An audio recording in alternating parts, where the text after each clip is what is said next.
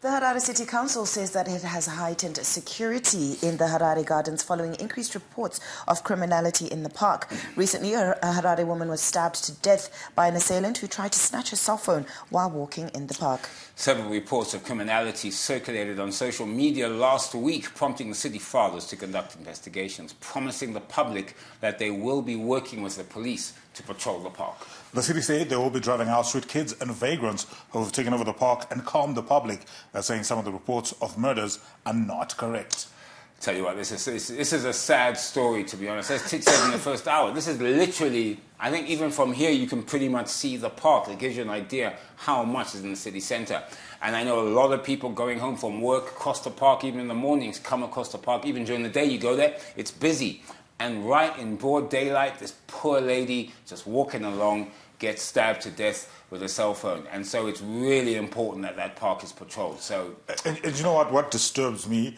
For me, like every time I've really gotten like stressed out or I just need some air because we're so close to the park, I just sometimes just go in there, just walk just to get some air. Now, and I've never ever once thought something bad could happen. Like I'm half the time, or not even half, 90% of the time I'm in that park, I'm completely absent-minded. Oblivious, because I'm like safe space.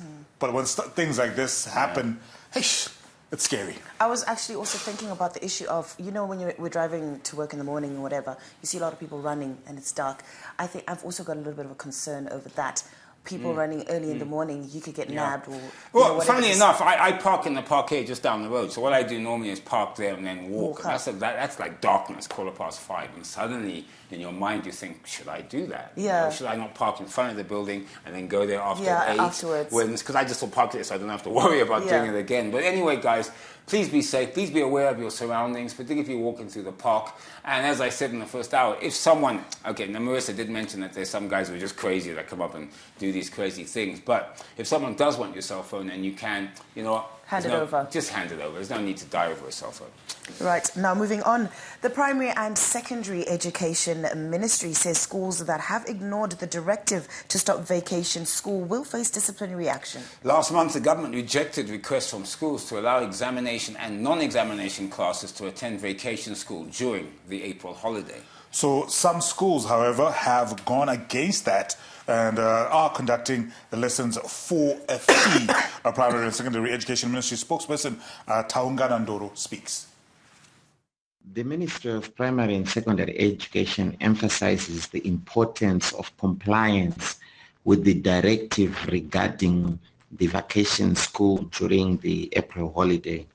Schools that violate this directive may face appropriate disciplinary measures, and therefore it is crucial to prioritize the well-being and independent learning of pupils during this break through our online and digital platforms, and also through the homeworks that they may have been given in their schools.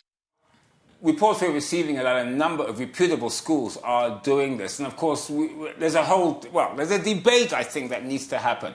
On the one side, I'm saying that, some kids are behind in school and they do need extra lessons. And so it makes sense for them to have them at school, or otherwise parents are going to have to pay for those extra lessons anyway. And the teacher from the same school will come to your house and teach your child one-on-one, which is necessary for some kids who are behind. Tich is saying, but you're saying as well that they were being forced to. Yeah, most schools will say attendance. It was compulsory to say, because what they will do is they'll say that we are behind in terms of the syllabus. So technically, if your child doesn't come for the holiday lessons, the rest of the class is going to go ahead and continue with learning. So even when they come back to in this particular case, the second term, everybody else is ahead of your child because your child didn't come for holiday. So that's coercion.